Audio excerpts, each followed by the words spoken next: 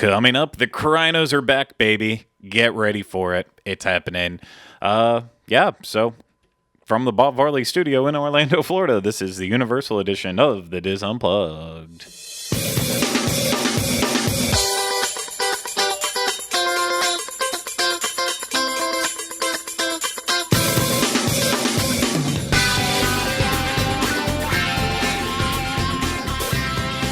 This is episode 148 of the Diz Unplugged Universal Edition.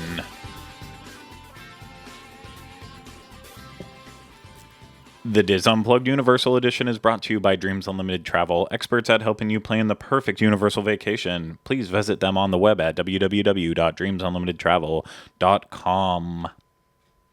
Hello, everyone. Welcome to this week's episode of the Diz Unplugged Universal Edition. I am your host, Craig Williams, and today I am joined alongside by my co-host in the other half of Ryno, yes. As in Ryno Clavin. Welcome. Hello, welcome. Wow, we have a very exciting episode for you here. I've got this blue cup sitting beside me. It's empty. Filled with booze. I'll just throw that away there. Yeah, that's right. It was filled with booze in terms of scary booze because I'm here for the booze. Yeah, I'm embarrassed enough to say that my wife does have a t-shirt. I think she does. I think she has that one. That I'm just here for the booze. I know she has one that says if you haunt it, got it.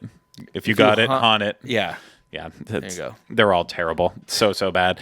But we are back with another edition of the CRYNOS. And for those of you who have not been with us for a long time, let's explain right away what the CRYNOS are. Well, the CRYNOS are a fake awards thing that we made up one day a couple years back now, about 2 years back, when I don't remember who was with us on our team at the time, but someone didn't show up, and it ended up being just Ryno and I here, and we had to make something up at the last second, so we decided to make our fake awards show that was dubbed the CRYNOS, and that's right. We are bringing back the CRYNOS because we are currently preparing for a trip out west, and so we needed a little gold. For gold, yes, and not anything in particular. Mostly just for gold.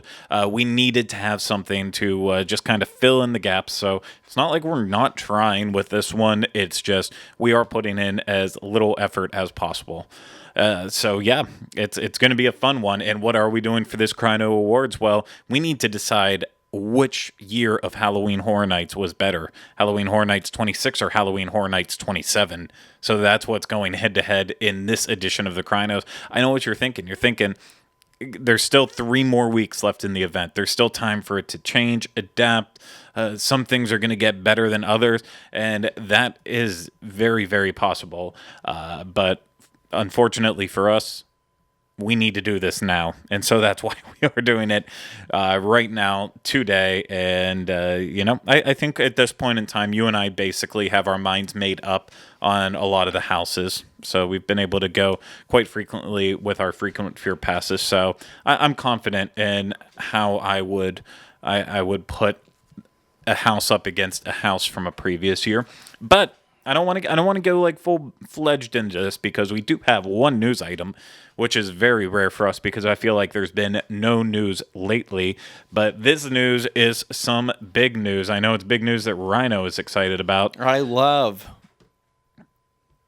this news. I was trying to think of something clever to say without giving it away, but I couldn't because I'm just a muggle. You know what? That's fine. You don't have to. You don't have to give it away at all. You don't have to say anything. I will do all the talking with it. I don't know why I just put in a southern drawl there. I don't know, Fran. What do you reckon? You just became Cameron from Modern Family. Fantastic. Okay, so I'm done. I'm not gonna try to beat this up anymore. I'm just gonna get right to it. We now have our celebrities.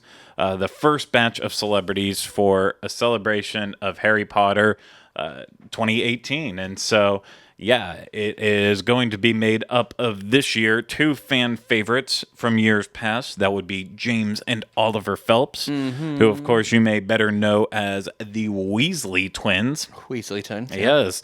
And then our final celebrity that will be appearing at a celebration of Harry Potter 2018 is Stanislav, also better known as Victor Crumb. Yes, so all you Durmstrang fans out there, Get ready to nibble on that crumb. okay, yeah, no, you should be very excited by that announcement. So that will be, and let me try to say this actually correctly, Stanislav Yanevsky. It will be his first year coming to a celebration of Harry Potter, which that's exciting. I'm glad that they're bringing in faces that haven't been there before, so that way we get some stories that haven't been told yet. I mean, for this one, though, we only really have one movie worth of stories that will come from him, but maybe it'll be exciting. I thought he was in one of the last two, but his scene got cut. Oh. He's in the book in Yeah. the later ones. Yeah, so no. and maybe I'm wrong. I don't know. don't think any scenes made I it might be in making towards the that up. end. He's not. I mean, he's not in the later movies, but I thought there was like the actor was going to be in it and something. I don't know. I don't know what I'm talking about. Leave me alone. But yeah, so that's our first 3 celebrities announced for it. The event happens January 26th through the 28th of 2018, and yep, more details will come out when they are available. But that is that news. You know, I'm still holding out for Fantastic Beasts, as we talked about when we discussed the announcement dates for Celebration of Harry Potter. Really would like to see something with Fantastic Beasts, maybe one day, but it's one new person's better than nothing. That's about all I can say from that. Yeah. Yeah. There you go. I agree. I mean, I'd like to see some of the new people too, but we'll see. They're probably busy filming the new movie because I think it started filming. Yeah. I mean, that's actually a good point. Or it's about to start filming or something because it's coming out next year or so. Yeah. I can give them a lot of credit for that because what if we get a trailer? That would be awesome. That would be very much appreciated instead of getting the latest announcement on what's happening at the Warner Brothers Studio Tour London. I know. I don't need any of that anymore. I mean, it helped me that year, but it didn't, like, who's ever going? Good. People spent all their money on getting to the Harry Potter celebration. Why do they need to go spend their money go somewhere else now? You know, to be fair, of all the people we met last week, the most bizarre thing happened when literally within the span of about 5 minutes, we saw people we already met at one point in time over at Disney from Ireland, saw them at Universal, and then seconds after they left, we met another couple that was from Scotland, and then that was followed by another couple from Liverpool. So we almost completely got the United Kingdom plus Ireland, which I would have been really exciting. So you needed a Northern Islander. Yeah. Yeah. But, you know, that being said, I know that's not part of the United Kingdom. Yeah. But you know what I mean. We're talking about that hemisphere of the world. Yeah, exactly. Someone from Wales. Yeah. Welsh. A Welshman. A Welshman. Yes. No Welsh woman, just Welshman. Or something like that. Okay, wow. That is what we would call stretching it with the one news story that we have. I don't even think I finished my thought about meeting all those people. So clearly Universal's got an audience from overseas, so they're finding out about it, going back home, going to it. I guess that was better left unsaid. Let's do it. Let's start this year's CRYNOS HHN edition. Cue the music. Awkward. Ooh. Awkward silence. Now we have no music for this one, but let's set up the ground rules for what's going to happen here. As I decided right before we started to record this is going to be a bit awkward in the setup, in that we are going to put the houses and the scare zones up against each other based on their actual location. So for the most part, all of the houses are in the exact same places as they were with 26. Just some of the entrances have changed based on construction and whatnot happening at Universal right now. So it's also not going to be an even matchup. There are cases where it'll be an intellectual property going up against one of Universal's original creations based on the location of that house. And based on the fact that for Halloween Horror Nights 26, they had 6 intellectual property houses and only 3 originals. So one was eventually going to have to go up. So that's why I made that decision to do that. Scare Zones, nice and easy. Shows, literally nice and easy. And that's where we'll go from there. So to get things kicked off right away, we are going to start off with perhaps the biggest one of them all. And no, I'm not talking about a house, a scare zone, or a show. I'm talking about the festival theme. The event theme. There we go. So Halloween Horror Nights 26, Ryno, what was the theme / the icon of that year? Well, I don't remember the title of the theme, but it was Chance. Yeah, she was there. the icon. So it's like Chance's Revenge or something like that. Isn't it? It's just Chance. No, just Chance. Yeah. You're good there. Overthinking it. I don't like Chance. That's my thing. But I do think the theme was better than Festival of the Deadliest. I think it came across a little more. You know, Chance and Jack, they're like I like Jack, but it's just like they've become like those Halloween Horror Nights legends. So I don't know. I like one that kind of celebrates the history, I feel like, a little bit, and this new one just feels like somebody just slapped a title on it and then moved on. Yeah, it's a tough one. So, as we said, HHN 26 was Chance as the icon. This year's event for 27, we have Festival of the Deadliest as the theme of this year. At least in my book, I'm voting for last year's. Theme was a better one with Chance. Yeah. I will say there were downsides to that, and that is because Chance was the icon. Unfortunately, they wanted to promote her a little bit more thoroughly, and we got a really terrible house out of it, as well as a really terrible scare zone. So even though I like Chance as a theme because I enjoy Chance, again, like you kind of said there, I like the history and going that route with the event, using their past icons and pulling them up in a bigger way. I enjoy it for that reason. But yeah, not a lot of great came with her being the icon and the theme, but the same exact thing could be said this year. It's such a loose theme overall that I feel like even though Chance didn't bring a lot of good, better to have her than the Festival of the Deadliest and not making much sense. So the Festival of the Deadliest just makes me feel sleazy too. That area. No. Good. I don't know if we're talking about that, but I'll wait. No, we're not talking about that yet, but we will get there. So I guess that means for the first one, the award goes to 26. 26. It's been 26. The Chance wins over Festival of the Deadliest in the first award. Of course, Chance is not here to accept her award. Too bad. So now let's move right into our next thing that we will go up, and that is our first house award. So this is like the big award. This is like voting for finding out the results for best movie of the year is the first award given. For Halloween Horror Nights 26, we had American Horror Story Volume 1. Yeah, right.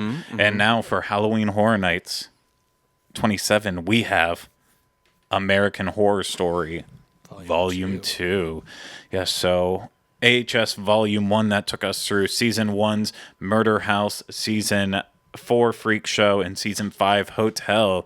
And that was pretty iconic. I mean, Murder House is easily still the best season of the show overall, and had just so many iconic moments throughout. Freak Show brought a lot of spice, a lot of interesting visuals, because it was just visually a bleak but interesting season.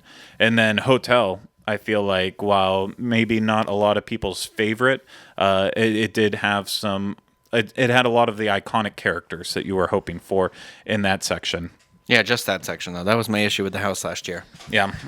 And now let's look at this year's Volume 2, where we go through Season 2's Asylum, which that's where you're getting all the iconic characters, basically, as well as iconic moments from that season. Then you go into season 3's Coven, which has a little bit, but is pretty much glossed over, and then followed by season 6 Roanoke, which is essentially just completely washed over. They've added little bits and elements each week as it's gone on, but for the most part, it is very short going through Roanoke. It's a lot of repetition in terms of the visuals in there, and just it's kind of in just the woods not the whole time. Yeah, I wish they kind of just focused on one season this time around, knowing what a success it was last year. That now they've kind of shot themselves in the foot a little bit, and they're pretty much only going to have one season to deal with next year, unless they couple it with this is a preview of the season that starts when Halloween Horror Nights starts. But I mean, that's I think that's part of why Hollywood decided to actually make the jump and just focus only on one season. Wait, did they? Yeah, they only did Roanoke this year. Oh man, so I'm so bummed out because this is probably my favorite house, or one of my favorite house, top 2 this year. So the fact that it's a season I haven't seen is bumming me out, but it's fine. Well, you got to watch it. Well, I know what I'm going to vote for in these 2 houses. Which one are you voting for? This year's, because it improved the things I didn't like about last year. My issue last year was when I went through the house, there was no characters from the show present at all. And in this year, right away, it's like, okay, well, there's crying eyeless Sarah Paulson. There's Crazy Myrtle with her machine, and then there's Tate in the attic, and then there's not Tate. I don't know what his name is. I'm getting there. The actor's name. Oh my gosh, what is his name from X-Men and all the American Horror Stories? The boy. Yeah. Anyway, I'm not sitting here trying to pretend I remember his name off the top of my head. Evan Peters. There we go. That's right. I don't want anyone to be correcting me. But anyway, I like Coven, and Asylum was fine. It's probably one of my least favorite seasons, but I thought the portrayal of it in the house was pretty great, and so my vote easily goes to 27. Well, this is a wash because personally, I feel like 26 did American Horror Story better. I think the hotel part of it for me was great last year, though. I do want to say that. I wasn't like, oh, the whole thing was whatever. But you said it. The hotel part was the best part. Well, I think hotel was the best part last year, as well as Murder House. I didn't have the issues you had. A lot of it was timing, and I did American Horror Story a lot last year, so I did get to see all the characters multiple times and got the perfect timing going through there. It didn't always happen. American Horror Story last year really was. You would either have the perfect walkthrough or you would have a terrible one where you missed a lot of characters. I loved I loved the one in Hollywood because I got to see a lot of all the characters, but the other thing is too, last year I didn't have a frequent fear pass, so I only went like twice. Yeah, last year's was better for me. I think the seasons were better, and it showed this year with how they just glossed over Roanoke and Coven for the most part. Visually, there wasn't a lot there to work with, and it really brings down the house, especially Roanoke. Terrible ending for a house, and every week I go and I repeat this, even though they're adding new things. They've added new like characters and dummies and stuff all throughout, but it just keeps falling for me. It's getting to the point where I don't really think I'll do it much more throughout the event. So that one is a wash. Can't do much about that.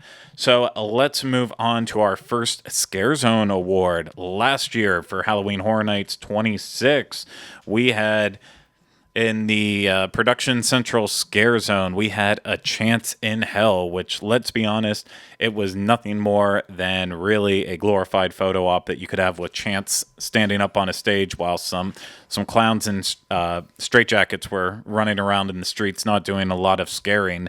This year, however, in that first Scare Zone, we have Altars of Horror, and this is where we get to see some of the best characters from the intellectual property houses just out wandering the streets, trying their best to scare you, but also willing to take a photo here and there if you aren't nice enough.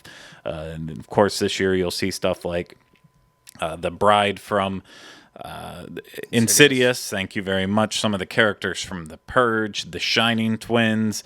You'll see some of the characters from Ash versus Evil Dead. I haven't seen the old lady character since the first night. Yep, it was literally just the first night, and she hasn't been back out since. It's such a shame, because that's the one I want the picture of. I know. I'm thinking maybe a lot of people just don't really know, or maybe they needed. See, I hadn't watched the show yet, and I even remember thinking like, "Oh, that's weird. That's funny weird. Like good weird. I don't know." And so then they put Pablo and Kelly's demon form out there. Exactly.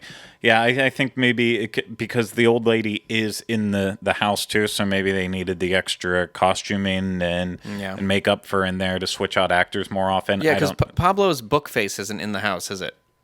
Yes, I have seen it in the house now. Oh, you have? Yes. Okay, because I hadn't. But yeah. Yeah, so of those two, Chance in Hell versus Altars of Horror, which one would you choose, Ryno? Altars of Horror, easily. I like it because it does offer the opportunity for, we live in an Instagrammable age, and it gives people the opportunity to try and catch a photo with some of the scarier people without doing what they're not supposed to be doing in the house, which is taking videos or photos. And, so without them stopping and trying to take a photo with a person jumping out and kind of messing up the line, I think this improves on that. So it's we'll just go over to that area and take a photo.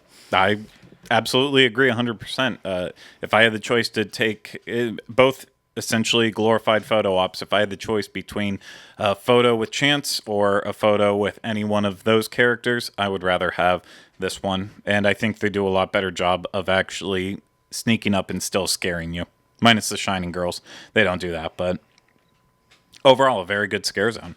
That will take us into our next house, and that is a big one. Last year for HHN 26, we had The Exorcist, based on the hit film The Exorcist. Very spooky, very scary. So, of course, they expanded upon the story that you see in the movie, and you see it from the root of the possession with the demon. I forget the name of the demon in it. It's like Bazooka Bug. It's very Balthazar? No. It's something with a B. something like that. And then obviously through to the possession, and you see all the different sides, and eventually you not jump out the window, but you are thrown out of the window, forced into the depths of hell itself. That's it. P-A-Z. Yeah, Pazuzu. I remember now. And then this year for Halloween Horror Nights 27, we have The Shining, also based on a hit film, this one, Stanley Kubrick's The Shining. And this is kind of the walk through all of the not-so-happy parts of the movie The Shining. Seeing all the iconic moments that you could ask for. Jack Nicholson putting his head through the door saying, "Here's Johnny." What happy parts of The Shining are there? The beginning when they're driving the car through the mountains. I feel like every scene in that is ruined because you're like, man, Jack Torrance is a jerk. No, this is before he's a real big jerk. So it's like 30 seconds of happiness right at the beginning. Yeah. And, you've heard us rave already about The Shining house this year, but which one, Ryno? The Exorcist it's tough or The because Shining? The Exorcist was like my favorite house last year, or one of my favorite houses, if not my favorite. And I think Orlando's trumped Hollywood that year too. But I love The Shining because I mean that's just a movie that I'm picking The Shining because personally I enjoy The Shining film. I like The Exorcist as well, but The Shining I watch every single year, and I think they did an excellent job with the house. I'm actually going to have to agree with you on this one. While The Exorcist was one of my favorites last year, I thought it was remarkably done. If we're talking like if you were only doing the house once, which one would be better? I'd probably lean with The Exorcist versus The Shining. The Shining, I feel like a lot of the scare moments, again, like some of the houses, it's kind of hit or miss.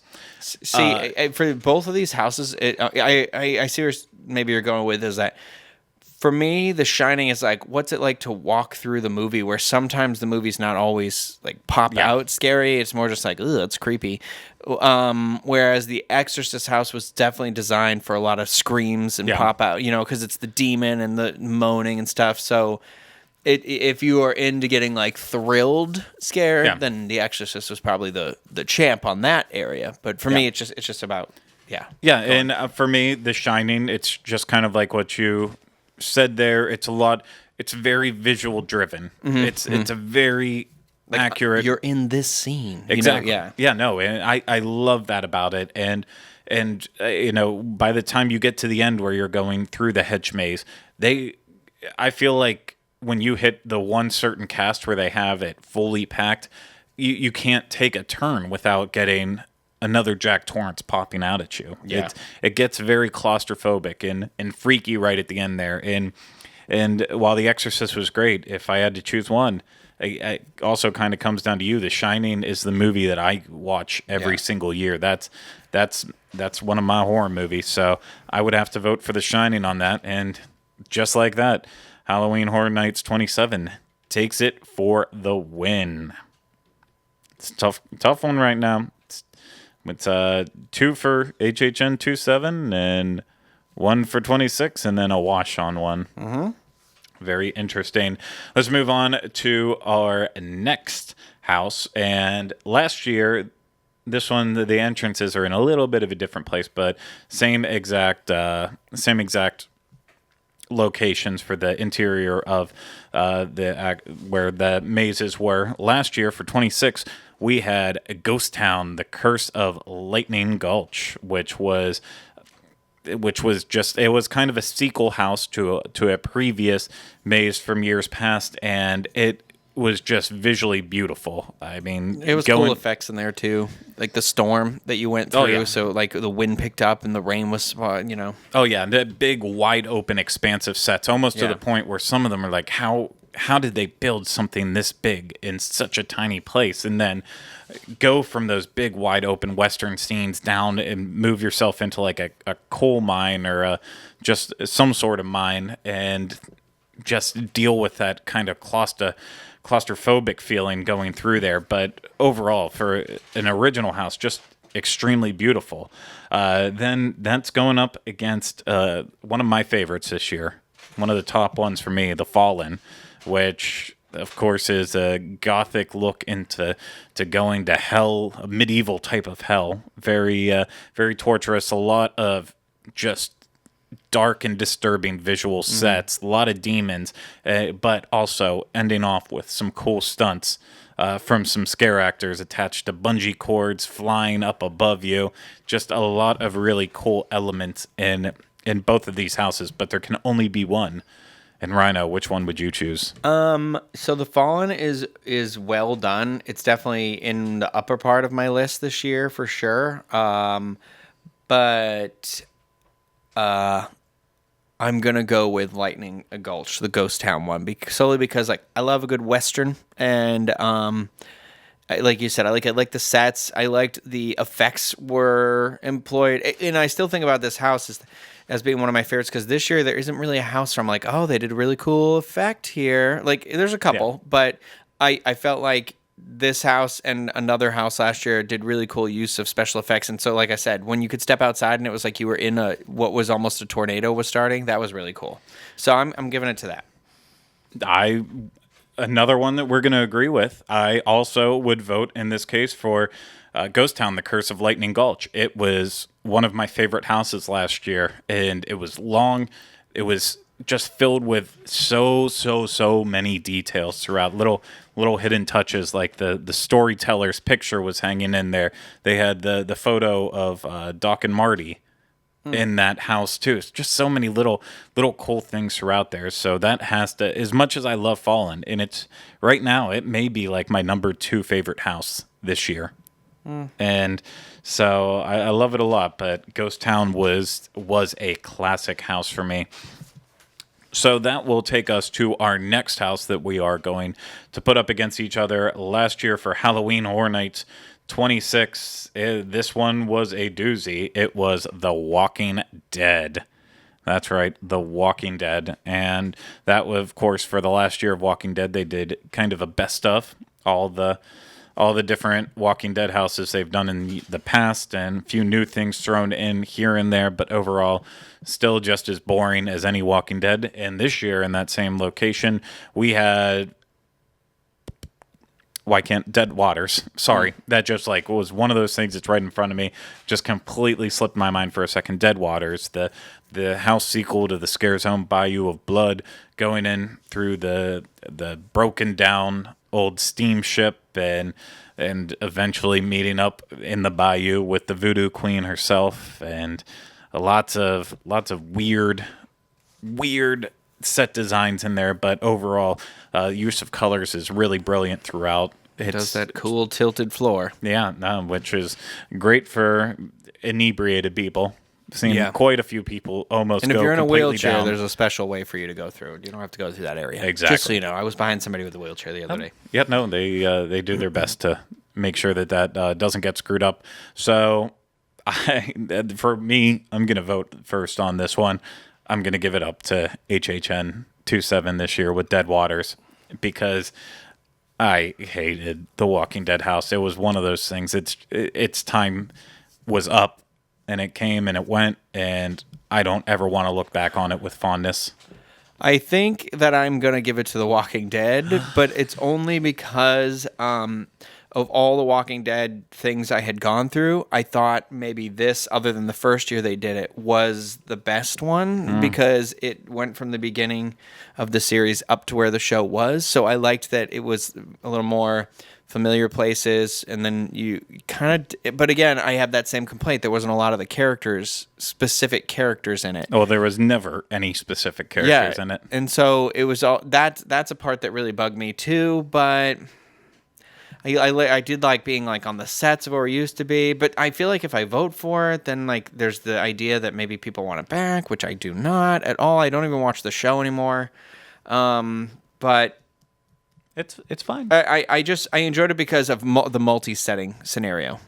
Like you start at the campsite and then you went into the jail and all that stuff. Whereas like Dead Waters, I do like that you go into the boat, but it is one small. It's got beautiful set design, but I'm gonna say The Walking Dead just because I'm a whore for the IPs. It's fine. It's fine. It's a wash. It's a wash on this one. I know the next one probably won't be, though, and that is our next award for Scare Zones. And this one, at Halloween Horror Nights 26, we had Survive or Die Apocalypse, which was just...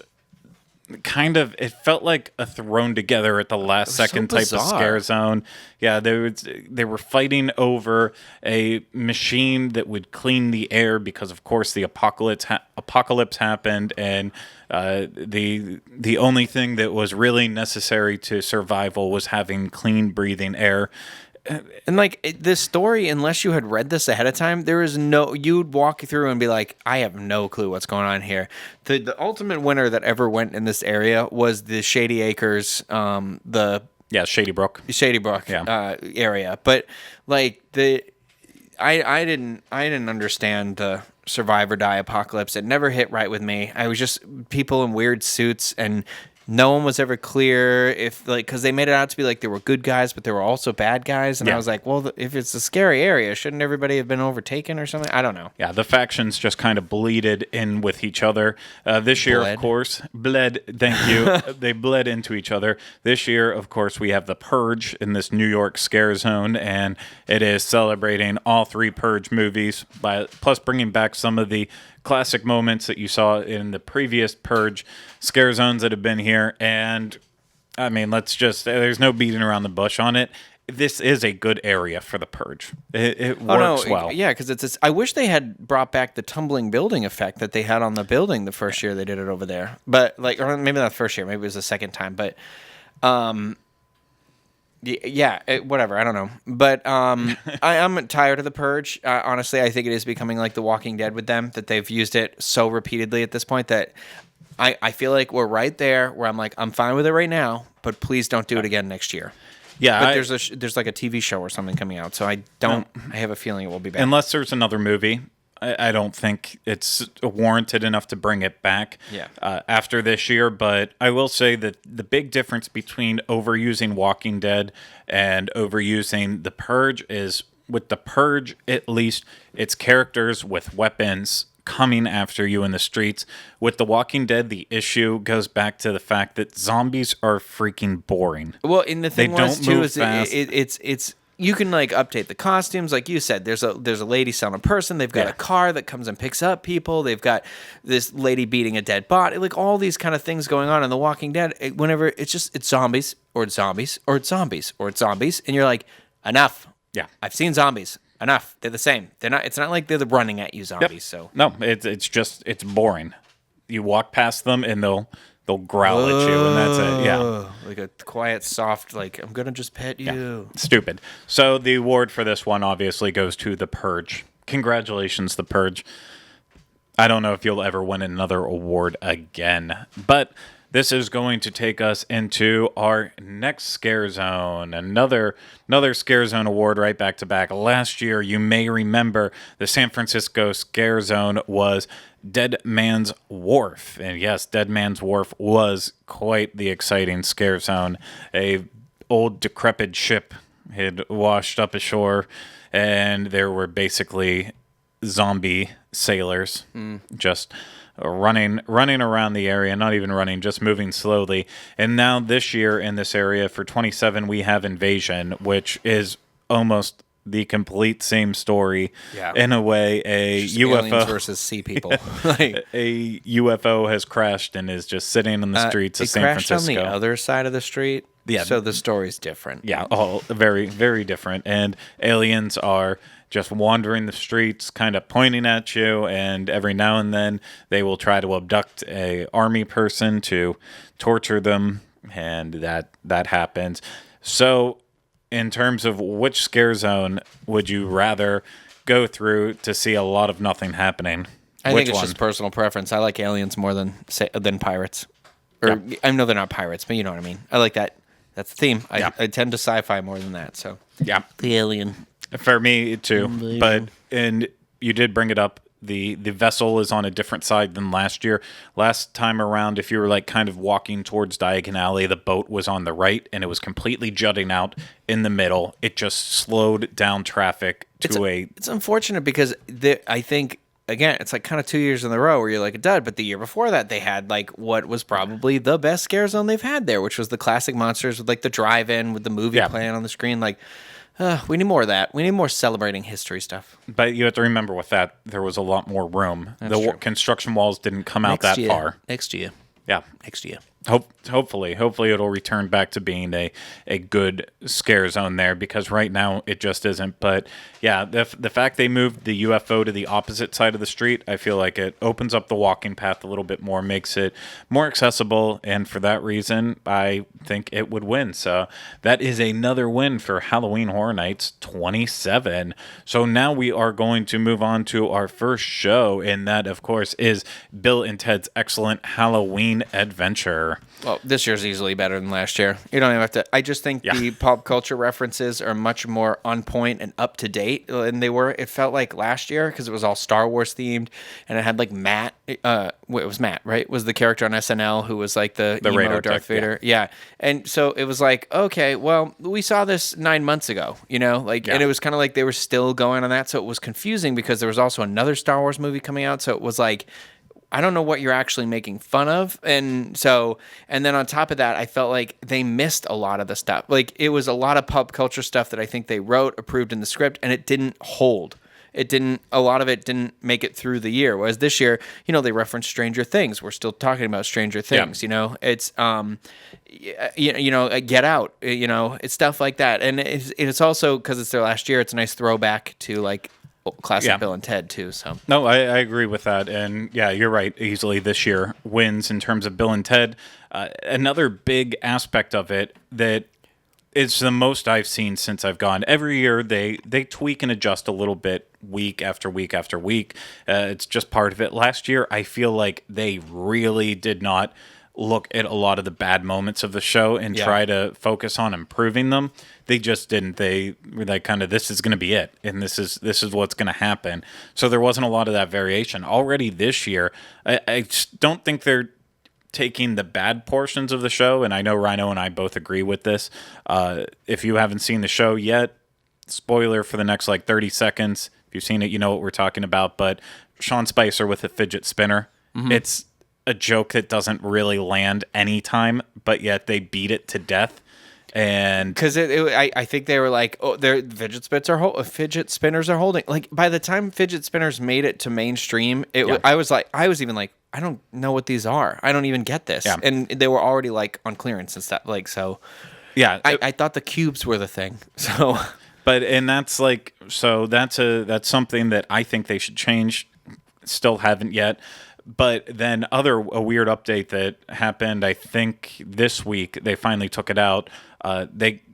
Part of the whole theme of this year's show is that it's the farewell tour for the Wild Stallions, and they're having a festival for it. And so they make fun of the Epcot Food and Wine Festival with a extraordinarily long name, and they keep changing the name as the show goes on. That has now completely been cut. Oh no! Out of the show. Why?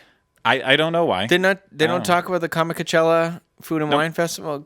Oh, weird, because that's totally a reference to the messed up party they had on that those people were trapped at for the days of that. So that's crazy. Yeah, that's all been completely erased now from the show. I wonder if they got in trouble.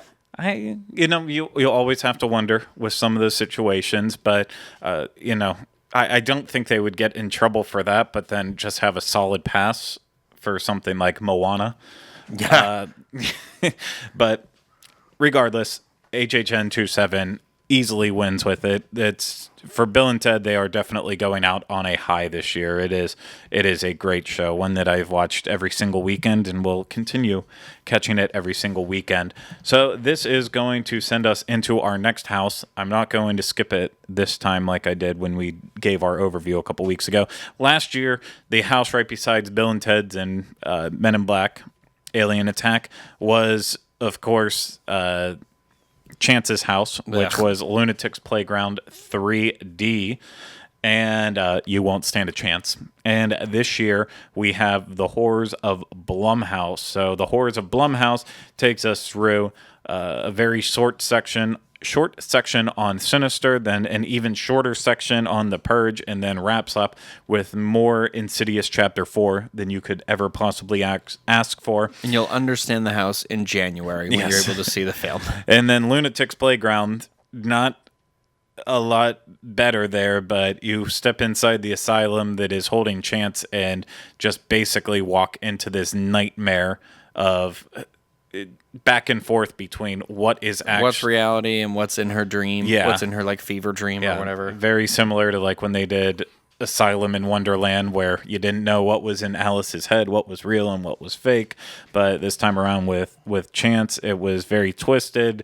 And I always hate 3D houses. I hate 3D houses, and I hated the entrance to the house. I hated the house. I don't like that. It was fine. I don't like Chance. Like I said, I like the theming better because it felt more like, all right, well, they took a character and using it. Whereas Festival of the Deadliest, I'm like, I don't understand how this fits in. Yep. Like you have one scare zone, I guess, but. So I appreciated what they were doing, but I, in a heartbeat, would be like, it was my least favorite house, least favorite experience. So easily Blumhouse. Yeah, and this is tough because Blumhouse has fallen further and further down my list every time I go through it, because now, like, at first, Ryno and I were very excited that Purge was kind of kept to the back because it didn't even need to be in there to begin with. They could have thrown in Happy Death Day and gave us a preview of what that was going to be like. Seriously. Instead, just had like the one room, her dorm room, and the pig baby man face come out or something. Instead, we got The Purge and Sinister. Like, I watched both of the movies to get ready for it, but it's literally 3 rooms of Sinister and it's over. And then it's all Insidious, and because so much of the Insidious is Chapter 4, it's just the house isn't resonating with me. I loved it the first time I went through it because I think I hit everything perfectly. Oh, I went through when you do the stay and scream, and you can catch it just right. We went through nobody in front of us, nobody behind us. The problem here was though, without a line, you walk in because it was still daylight. You walk in so quickly, your eyes can't adjust. So it's really hard without a line, a human centipede line in front of you. You can't really make it through the house. So but even then, seeing every single character come out, there were some good scares in there, but I like things that have really like a good, solid, like fun story to it, I guess. And it's very jumbled. You're like, here I am in a new part.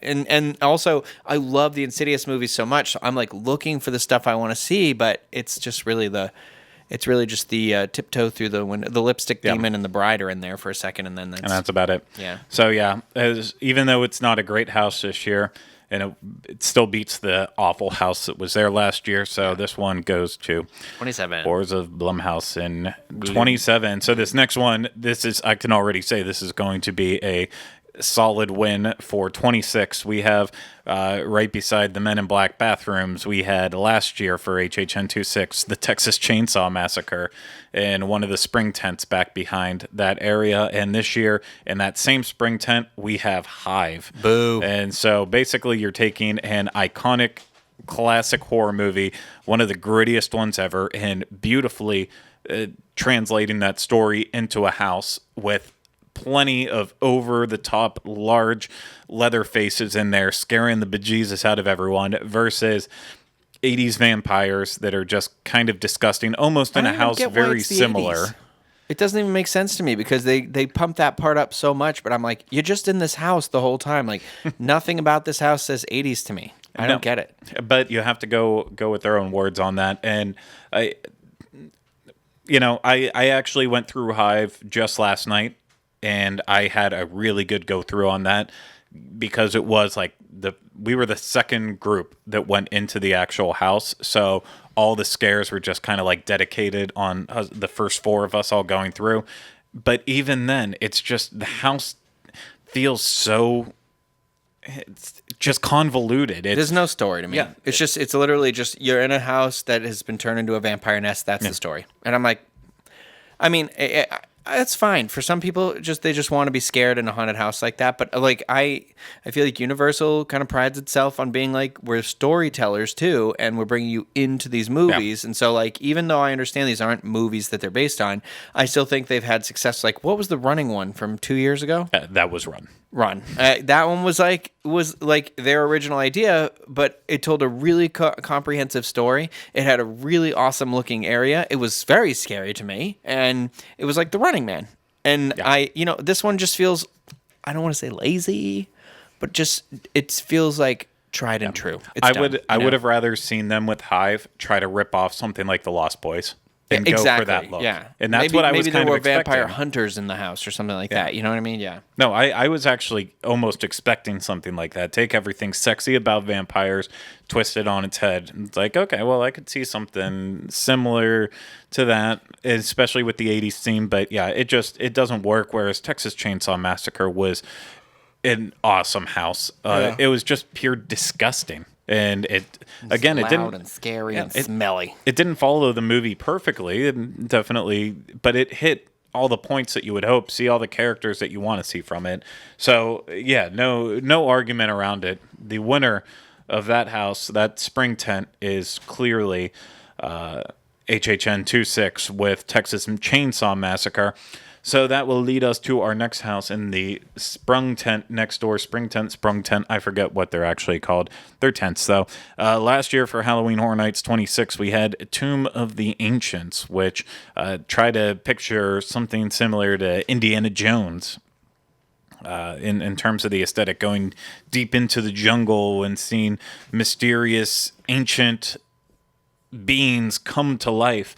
And this year, for HHN 27 in that same exact tent, we have what is probably the standout house of the year so far, and that is Scarecrow, The Reaping, which takes us back to the era of the Dust Bowl days, and we are walking through an old and decrepit farm that has been taken over by a bunch of scarecrows, and not just scarecrows, but kind of like scarecrowish zombies come to life with sometimes pig heads, sometimes just scarecrow bodies, lots of weird mutant just craziness going throughout.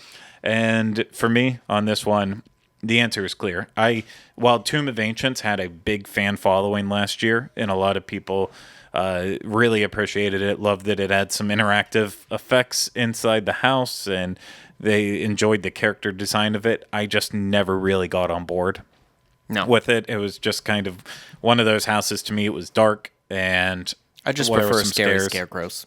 Yep. Well, in the Scarecrow this year, it hits everything right. It's that perfect balance in between dark and light in the house. So there's a lot of scares that are hidden completely in pitch black that just pop out at the last second, but you still get enough light in the house that you can really see the theme. You can see the differences between moving into each different set, whether it's in the house that's falling apart, out on the farm, moving into the silo with all the birds hanging up above you. Like there's a clear progression through that house, and the scare actors just kill it night after night. Like there's one section of this house where basically all of the characters are hanging outside their scare windows. They're not even back because they know, they're like that confident that all they have to do is move like another inch forward at the right moment and they'll completely freak everyone out. And they are just killing it with that house. So 100%, which I think it may be one of the best houses this year, if not the best house. But my vote would go to Halloween Horror Nights 27 and Scarecrow. Oh, same. Same? Yeah. Okay, there we go. 27 takes another victory. This is starting to get a little lopsided, but that will move us into our next house. And this year, another one of my favorites, even though for goofy reasons. It's not a great house, but that is Ash vs. Evil Dead, taking us through seasons 1 and 2 of the Starz show that is just campy, goofy, fun, and ends with Puppet Ash before ending with Ash Jacksonville. I love this house. I went to watch the show after this, and I really do enjoy the show quite a bit. Coming back in January or February, Yeah. family. But I am like I went through the house. I hadn't seen the show, and now I've watched all the show, and I go through the house, and I like it that much more.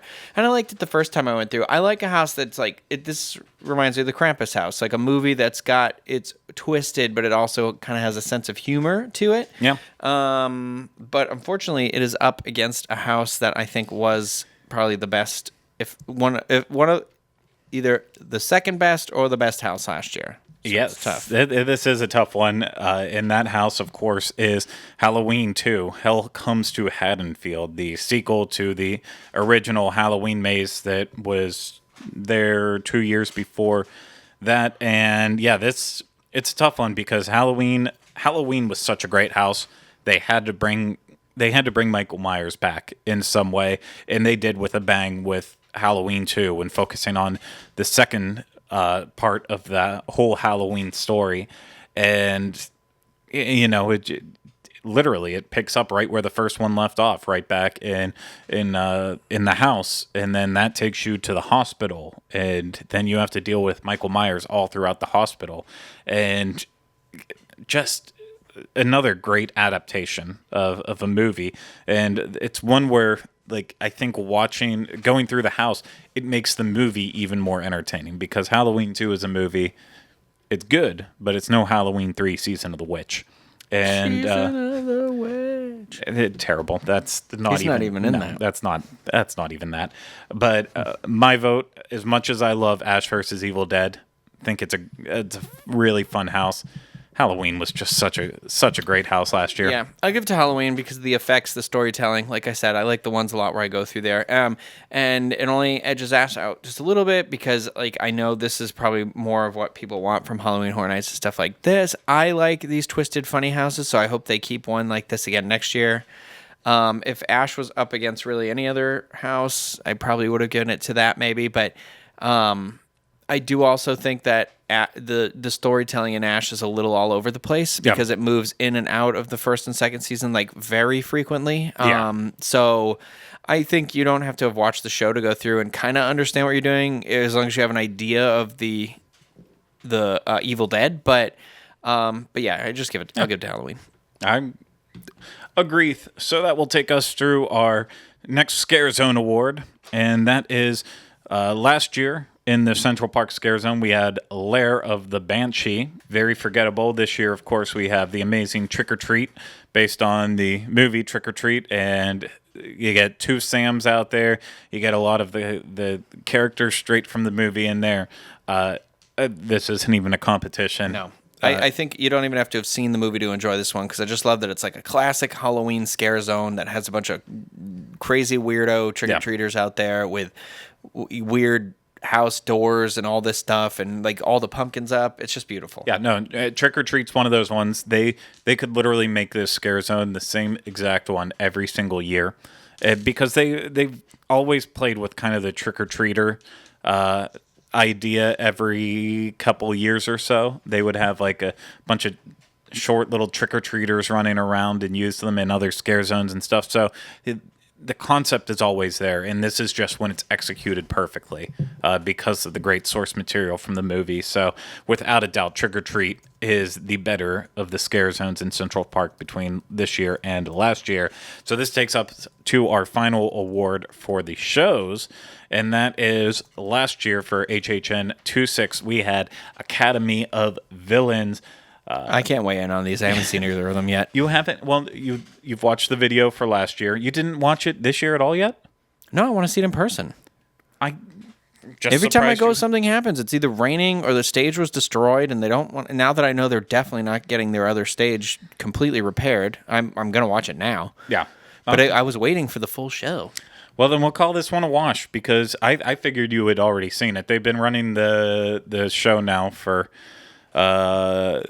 Last week is when they officially started their show that they're going to end it off with for the rest of the year now. So I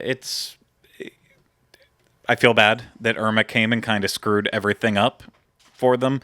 But I don't think overall the show that we're seeing now, last time around with 27, we had a lot of really great moments. Like when we talked about it before, they made use of using the screen and kind of did like shadow projections on there to help tell their story. They did their thing from whatever show they were on. I can't remember if they were America's Got Talent or one of the dance shows. I don't remember which one it was, but they did. That's where they originated the whole singing head doing Bohemian Rhapsody, and they brought that here. Got a lot of knife juggling, lots of fun moments like that. It was such a strong show last year. This year, this year they have a painting section, which is with a big paintbrush. Well, it's like, how some of the viral videos that have kind of gone around this year, like people sing the national anthem, and while they're singing, they'll do a painting at the same time and then reveal it at the end. Oh. That's what's happening. Do they give it to somebody? No, they do not. I'm pretty sure they just wash it and then they reuse it again for the next show. But they do like painting in 2 minutes or less while he's jumping around and humping the air at points and situations like that. Then they have a contortionist, which I just find vilely disgusting. I don't like them, because in the end of one of those houses, it's the Roanoke house, the creepy contortionist on the wall. I'm like, I don't like it. Yeah, I don't. And I hate seeing it when it's really happening. When the clown and it comes out of the safe. Ugh. No. And then they have a dance-off section where they pit two people up against each other. So overall, I feel like they just chose their A game for last year's show, and then they had to settle with what they had left with this year with some other things, which it's still a very entertaining show. The dancing is still on point, but last year's show, they brought everything. For it, and it's unfortunate. Well, I mean, if you don't know if you're going to get invited back, why not do it once and do it right and create a fan base? And then they just got lucky enough to get brought back, and people still love them. So there's that. Now, the next thing we are going to compare the two, put up for the awards, is Scare Zone, the final Scare Zone one, and that is in the Hollywood section. This year, of course, we have Festival of the Deadliest, which is Skankville, USA. Yeah, I mean, I hate to say it, that's rude, but it's just a lot of what appear to be strippers dancing on poles, but they're dressed like demons. It reminds me of, what did we say? What did I say? Quentin Tarantino's in the movie. Robert Rodriguez made it about the vampires. From Dusk Till Dawn. Yeah, that's what it reminds me of. It reminds me of the club they're in. Yeah, and that would put up against last year's HHN 2.6. We had Vamp 55, which was one of my favorite. I think was my favorite Scare Zone last year. Yeah, but it just I just love vampire. I love the 50s, and it fits in with Mel's and Hollywood, and I don't know. There were still some like fun photo opportunities there, and I just thought they made better use of their area than the Banshee people did. Oh, absolutely. They 100% did. So Not the Banshee people. I'm sorry. The festival of the people. Deadliest. Yeah, no, Van 55 was amazing. It literally, because you take a Hollywood themed scare zone, put it right in Hollywood. That already did most of the trick. But then focusing on that 50s era, playing the 50s music in there, it worked. I wish they had put the invasion area over here. I think it would have been way better because it would have been. I think they could have expanded on it maybe a little bit and had the flying saucer, but like had the Men in Black kind of situation. I don't know. It would have been. I actually really agree with that. I think you're absolutely right. Either there or in New York.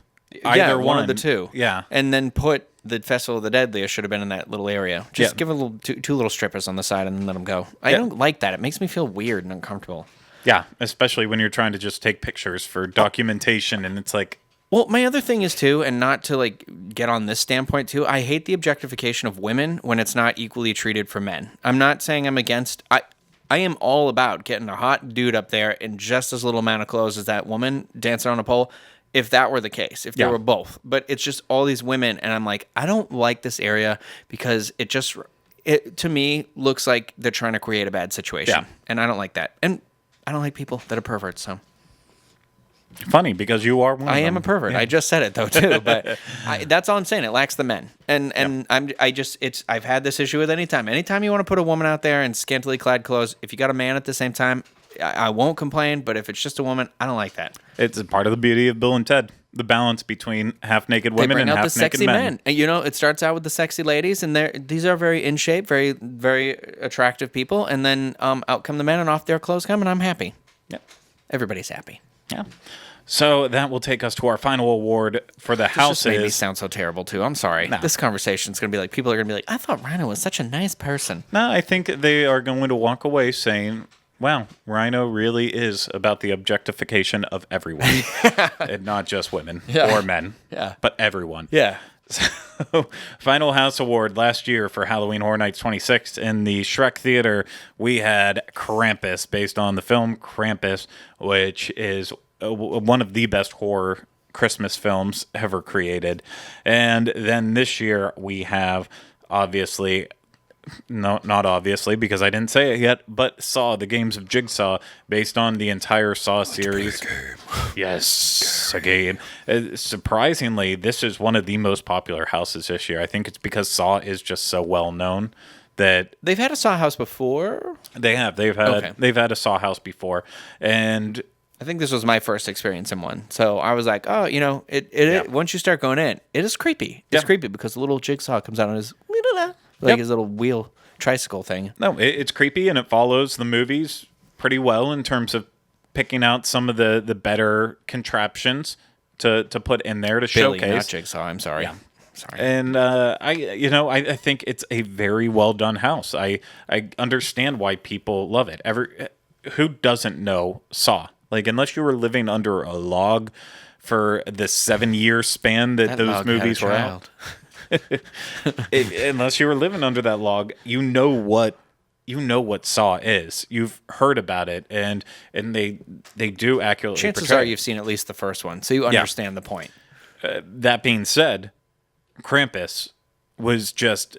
It's snowing inside. Krampus has been one of my favorite things, period. I'm like you. I love the cross. I love anything that combines those two holidays together. Yeah. I think it's just a nice juxtaposition of something that it starts off the latter half, the end of our year. We start off like celebrating fall and cooler weather, and then it's scary and horrifying, followed by the most happy holiday there is. And so, like, when you play with that stuff, I love that. And like you said, especially when we're living in the armpit of America here with humidity and just how hot it gets all year, when you walk into a house and there's snowing and you're like, happy feeling. And then murderer. And then you're like, so it plays with those same types of emotions.